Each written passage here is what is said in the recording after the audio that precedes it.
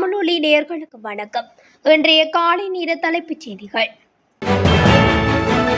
சமூக ஊடகங்கள் மூலம் விளம்பரப்படுத்தப்படும் வெளிநாட்டு வேலைவாய்ப்புகள் தொடர்பான நிதி மோசடி சம்பவங்கள் தொடர்பாக பணியகத்துக்கு வரும் முறைப்பாடுகள் நாளுக்கு நாள் அதிகரித்து வருவதாக இலங்கை வெளிநாட்டு வேலைவாய்ப்பு பணியகம் தெரிவித்துள்ளது. இந்த விளம்பரங்களில் பெரும்பாலானவை போலியானவை என்றும் பணியகத்தின் ஒப்புதல் பெறப்படவில்லை என்றும் விசாரணைகளில் தெரிய வந்துள்ளது. போக்குவரத்து விதிமீறல் தொடர்பான குற்றங்களுக்காக ஸ்தலத்திலேயே அபராதம் செலுத்தும் முறைமை எதிர்வரும் டிசம்பர் மாதம் அளவில் நாடு முழுவதும் நடைமுறைப்படுத்த எதிர்பார்ப்பதாக பொதுமக்கள் பாதுகாப்பு அமைச்சர் ஆனந்த விஜயபால தெரிவித்துள்ளார். அரசு சேவையை டிஜிட்டல் மயமாக்கும் நிகழ்ச்சி திட்டத்தின் கீழ் இந்த வசதி அறிமுகப்படுத்தப்பட்டதாக அமைச்சர் குறிப்பிட்டுள்ளார். எதிர்வரும் மாதம் டிசம்பர் தொடக்கம் மூலம் போக்குவரத்து விதிமீறல் தொடர்பான குற்றங்களுக்காக ஸ்தலத்திலேயே அபராதம் செலுத்தும் செயற்பாடு நாடு முழுவதும் விஸ்தரிக்கப்பட உள்ளது. பெருந்தோட்ட மக்களுக்கு காணி மற்றும் வீட்டுரிமை வழங்குமாறு கோரி நுவரெலியாவில் நேற்று ஆர்ப்பாட்டம் முன்னெடுக்கப்பட்டது. சமூக நீதிக்கான மலேக வெகுஜன அமைப்பு, தோட்ட தொழிலாளர் மத்திய நிலையம் மற்றும் மக்கள் போராட்ட இயக்கம் ஆகியன இணைந்து இந்த ஆர்ப்பாட்டத்தை ஒழுங்கு செய்திருந்தன.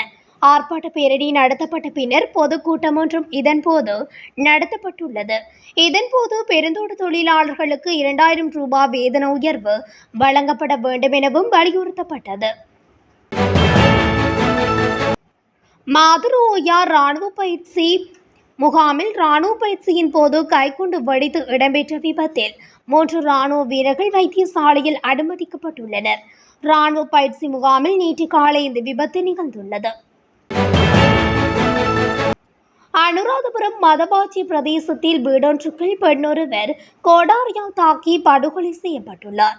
சம்பவத்தில் மதவாச்சி இசின் பெசகல பகுதியை வசிப்பிடமாக கொண்ட 81 வயதுடைய மூதாட்டியை இவ்வாறு கொலை செய்யப்பட்டுள்ளார். மேற்படி பெண் அங்கவீனமுற்ற மகனுடன் வீட்டில் வசித்து வந்துள்ளார். இந்த நிலையில் நேற்று முன்தினம் இரவு அந்த மகன் தாயை கோடரியால் தலையில் தாக்கி கொலை செய்துள்ளார் என்று போலீஸ் விசாரணையில் இருந்து தெரிய வந்துள்ளது. கொலைக்கான காரணம் இதுவரையில் கண்டறியப்படாத நிலையில் சந்தேக நபரை மதவாச்சி குற்றத்தடுப்பு பிரிவு போலீசார் கைது செய்துள்ளனர்.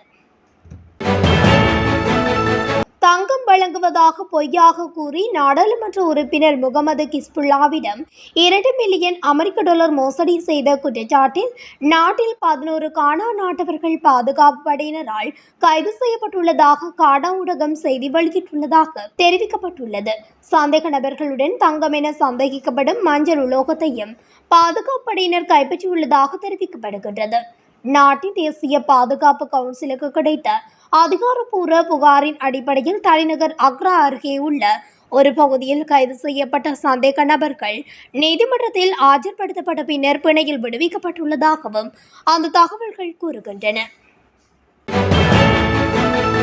நுரைச்சோலை பகுதியில் கடலில் மிதந்து வந்த போத்தல் ஒன்றில் இருந்து திரவத்தை பருகியதாக கூறப்படும் 2 கடத்தொழிலாளர்கள் உயிரிழந்ததாக காவல்துறையினர் தெரிவித்தனர்.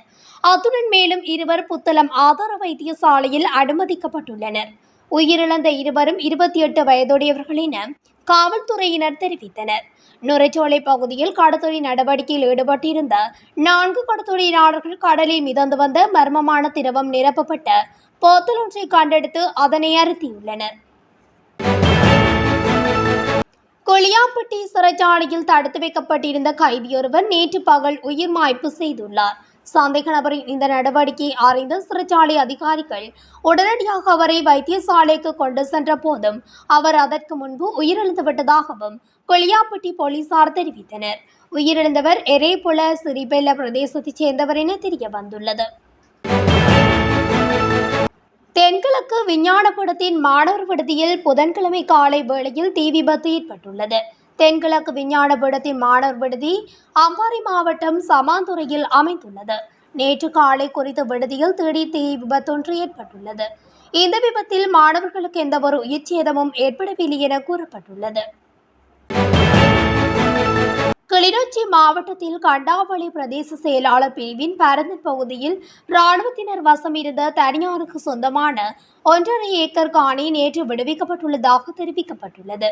காணி விடுவிக்கப்பட்டதை அடுத்து விடுவிப்புக்கான ஆவணத்தை கிளிநொச்சி மாவட்ட பிரதேச செயலாளர் எஸ் முரளிதரனிடம் நேற்று 29ஆம் தேதி மாவட்ட செயலகத்தில் வைத்து இராணுவத்தினர் கையளித்திருந்தனர். குறித்த நிகழ்வில் கண்டாவளை பிரதேச செயலாளர் த பிருந்தாகரன் உள்ளிட்டோர் கலந்து கொண்டனர். மணராகலை பிரதேசத்தில் ஐஸ் போதைப்பொருள் விற்பனையில் ஈடுபட்ட தம்பதியொன்று வெள்ளவாய போலீசாரால் கைது செய்யப்பட்டுள்ளனர். வெள்ளவாய போலீசாருக்கு கிடைத்த தகவலின் பேரில் மேற்கொள்ளப்பட்ட சுற்றி வளைப்பில் சந்தேக நபர்களான தம்பதி மணராகலை வெள்ளவாய பிரதேசத்தில் வைத்து கைது செய்யப்பட்டுள்ளனர். மெத்தனிய பகுதியில் ஐஸ் போதைப்பொருள் தயாரிக்க பயன்படுத்தப்பட்டதாக சந்தேகிக்கப்படும் ரசாயனங்கள் அடங்கிய 2 கொள்கலன்களை மறைத்து வைத்த சம்பவம் தொடர்பாக கைது செய்யப்பட்டு விளக்கமறியலில் வைக்கப்பட்ட சம்பத் மேனம்பேரி மற்றும் மின்சார சபை ஊழியர் மீதான வழக்கு பலஸ்முல்ல நீதவான் நீதிமன்றத்தில் விசாரணைக்கு எடுத்துக் கொள்ளப்பட்டது. காணொலி தொழில்நுட்பத்தின் ஊடாக இந்த விசாரணை மேற்கொள்ளப்பட்டது. தொடர்ந்து பலஸ்முல்ல நீதவான் இருவரையும் அடுத்த மாதம் 12ஆம் தேதி வரை மேலும் விளக்கமறியலில் வைக்க உத்தரவிட்டுள்ளார். எல்லமலை பகுதியில் நடைபயணம் செய்து தனது மகளின் 34வது பிறந்த நாளை கொண்டாடிய பிரித்தானிய பிரஜை திடீர் மாரடைப்பால் உயிரிழந்துள்ளார். பிரித்தானியாவின் ஒக்பாத்தைச் சேர்ந்த 63 வயதான ஃப்ரெட் மெக்லீன் என்ற பிரித்தானிய பிரஜை தனது மகளின் பிறந்த நாளை கொண்டாடிய வேளை எல்லவில் மர்மமான முறையில் உயிரிழந்தார். குறித்த பிரித்தானிய பிரஜை கடந்த 16ஆம் தேதி தனது மகள் நடாலி அன்னியுடன் நாட்டுக்கு வருகை தந்துள்ளார். பின்னர் இருவரும் 23ஆம் தேதி எல்லவுக்கு சென்று ஹோட்டலில் தங்கியுள்ளனர். இந்நிலையிலே அவர் திடீரென உயிரிழந்தார். சம்பவத்தை தொடர்ந்து பண்டாரவளை நீதவான் கெமுனு சந்திரசேகர நீதவான் விசாரணைக்கு உத்தரவிட்டுள்ளார். இத்துடன் தமிழொலியின் இன்றைய காலை நேர தலைப்புச் செய்திகள் நிறைவடைகின்றன.